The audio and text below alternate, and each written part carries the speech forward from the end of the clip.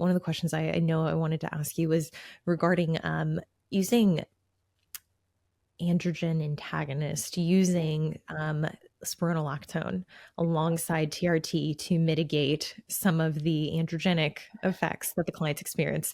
You have some thoughts on this? Any Oh, feelings? I went off when you sent me that question. Any I strong went feelings? off. Because Oh my goodness. But before I get into that, just real quick here, just so people know, there is very little clinical data on female androgen use. Full stop. So as a result, we have to do our due diligence with proper monitoring. Monitoring extends beyond serum testing. Monitoring should include pap smears regularly for actual cervical tissue health to make sure that all that is okay.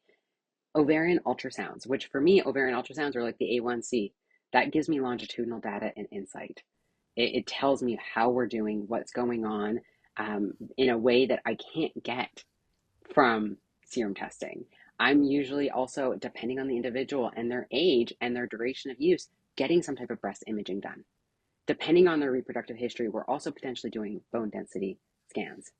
We're also running things like menstrual cycle tracking data for BBT, cervical mucus. We're doing Fairway Galway scale for hair growth.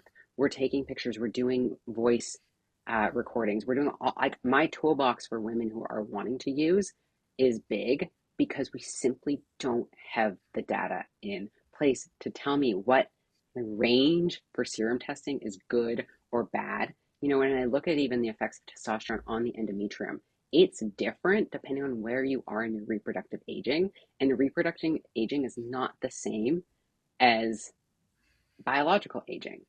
So you can be in advanced reproductive age in your 30s, particularly depending on what drugs you've used and your reproductive history before that. And so what really grinds me is when people aren't even acknowledging that, hey, I could be doing a lot of damage here beyond hair growth and oily skin. Because these aren't things like, if these were, you know, just risk free compounds, then their use would be a lot different than they are today in medicine, in pop culture. And I'm not saying that in medicine and pop culture things aren't exaggerated. They absolutely are. And I mean, that's a whole nother story for another day because that's part of my research over the years. But what I am saying is that these things have really, really big, long term lasting implications. Not everybody's experience is positive. I find most people's not. And the people that it is positive are usually my mutant outliers that are everything is going right and has gone right in their reproductive health and their biological health and their genetics and everything else. Um, and or they're people that have done that hard work and built the best foundation possible before they even considered using. And then they are doing the safest option possible for them. So, anyways, okay. Spironolactone. Man, this question. First, I have to ask, is this a thing? Like, is this something that we're seeing now? Because I'm kind of removed from the industry a little bit. I see it for individuals. This was a few years back where it first came to me. Someone asked like in a Q&A, like, hey, dealing with androgenic effects, prescribed spironolactone daily indefinitely, serum levels 280, which I'm like, what? Why are you at 20 milligrams a test to begin with? Like what? And also in mid 20s, also on hormonal birth control, which like on a combination pill, which I'm like the spironolactone, that part I really clung to though. I'm just like, you have a diuretic in place indefinitely. You just as in your mid 20s, like also why were you put on test to begin with? Like just the slew of issues with this very specific example, but that is also one that I see, not necessarily just spironolactone, but I've seen others put in place that essentially, I mean, like to me, it just comes out as like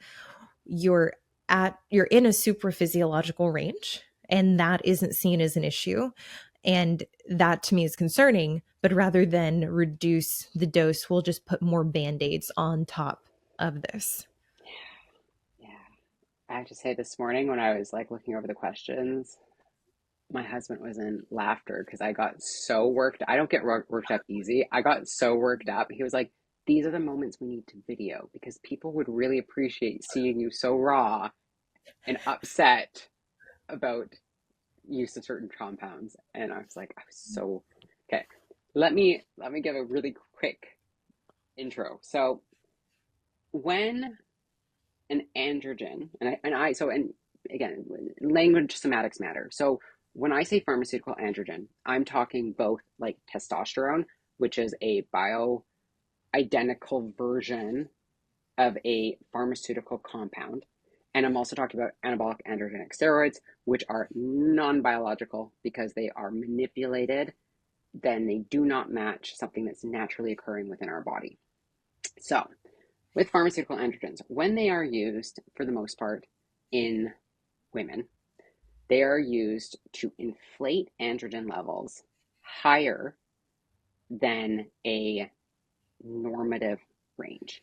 So they are inducing a hyperandrogenic state.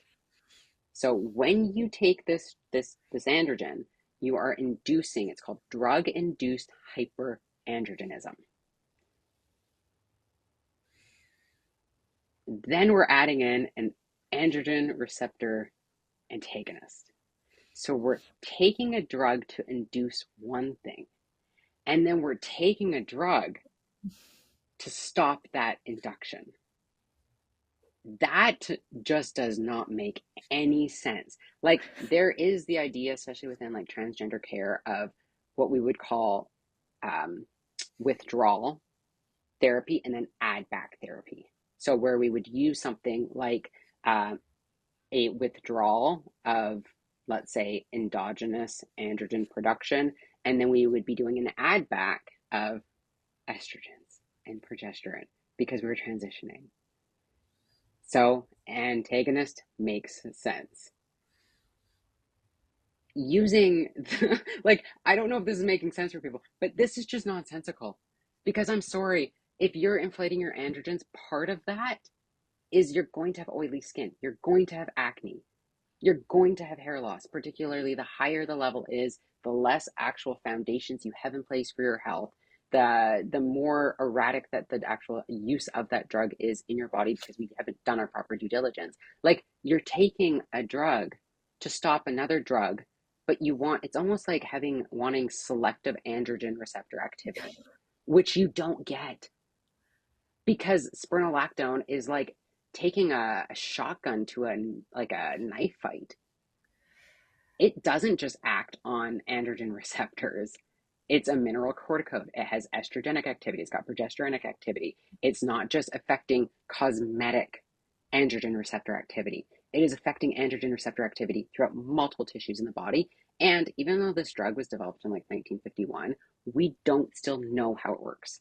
We have no idea how it fully works in the body because people have dramatically different outcomes with use. Dramatically different. We know that, more recent research has shown that like spironolactone use, and this is obviously not when using an androgen, but on its own in women, dramatically changes libido. It dramatically changes vulvar vaginal tissue. And so these aren't just cosmetic things that it's causing. Therefore, why would anybody think that it's only going to act on their acne? Yes, it's going to have an impact on your acne, but it's also impacting a ton of other systems in your body. It's increasing cortisol, it's changing blood glucose homeostasis and insulin response. It's doing more. So to me, it just, you want the juice without the squeeze, and that's not going to happen because that's not what these drugs are doing. No, and I think it's a extreme, also amazing, amazing answer. That just was exactly what I was hoping it would be. um, I I sometimes feel like I'm talking into a wall, because I'm like, there's no way. I'm very open. I'm not a provider. I'm not a medical professional. Don't listen to what I'm saying on the internet. Just please take it with a Yep, grain of salt. But there's no way that yep, this is a common practice. And when I mm-hmm, posted about this specifically, this was a while ago, I had providers reach out and like had providers argue with me. They're like, hey, this is common. This is what yep, we do for women who are looking to smooth out the unwanted effects of their TRT protocol. I'm like, I, I don't understand why there isn't further thought Hmm. into the approach to begin with. Hmm. So thank you for validating that. Yeah. Well, um, and here's the thing though, like when we look at actually like the activities of what spironolactone is doing, and there could be some circumstances that this actually may make sense. So let me just say that I'm each to their own in terms of the actual situation at hand. However, spironolactone, like I said, there's multiple different actions it does in the body. But let's actually look at why would an individual have increased acne, for example, when they're using a pharmaceutical androgen. Let's start there. And let's actually think about the physiological process that is mediating this response. Have they had acne before and their acne was untreated and now we literally have acne on steroids? Okay, if that's the case, like what's our pathways we need to go towards? Because then we can't say it's androgenic acne because if they had it before, it's being amplified by this drug and its multiple impacts in the body. Because, even with androgens, it's not like they're only growing muscle. It's not like they're only supporting libido. They are a double-edged sword. There's the benefits and then there's also the dramatic downsides, and that's going to be different for all of us. When we think about something like 5-alpha reductase, for example, there are some women that just have higher levels of 5-alpha reductase in the periphery, such as the skin. So they can have completely normal reproductive function, completely normal ovulatory menstrual cycles, but they have higher levels of 5-alpha reductase on, let's say, the skin or in places we would associate with like viralization patterns, such as the chin, the upper lip, the jawline. So that pathway for somebody is going to look different than somebody who, say, has never had any issues with acne, has never had any issues with hair growth, all of a sudden is using, you know, 20 milligrams of testosterone and getting hair growth. Like, that's going to look different. We also have to recognize the faster you climb, the harder you fall. So we have to slowly acclimate the body. And for some people, that slow acclimation will tell you where your stop zone is. Like I had this one slide in one of my talks where I like did the math with one of the average starting doses of TRT for individuals in like our world, not in like women's health in terms of actual like treating hyposexual disorder in women, but it was like 1,200 times the natural normative level of women. So if you increase something in your body over 1,200 times, that's a big change. That would be like $1 to $1,200. You can't buy a lot with $1, but you can buy a lot with 1,200. If you do that overnight, that is asking a lot of your body to be able to suddenly deal with this. Like that, no, we don't do that. That's not done in clinical even medicine. If you're using, let's say, pain management is a great example. If somebody comes and they're having chronic pain, and let's say the pathway that's going to be explored, again, chronic pain, there's lots of different avenues involved here, but let's just say the pathway that's going to be is some type of pain management through a medication like, let's say, gabapentin. You would not start with gabapentin. You would start with Advil and Tylenol over the counter. And then we would actually look at the dosing. Okay, what do we need to manipulate with this dosing? And then maybe it's going to be let's swap out for a different anti inflammatory. Let's swap out for a different analgesic. And then we'll slowly go up this staircase until maybe we have to use gabapentin. But we recognize that gabapentin can be very kind of have addictive qualities for the body. So we don't want to go there overnight because that could have disastrous outcomes for long term health. Why don't we apply that for androgens?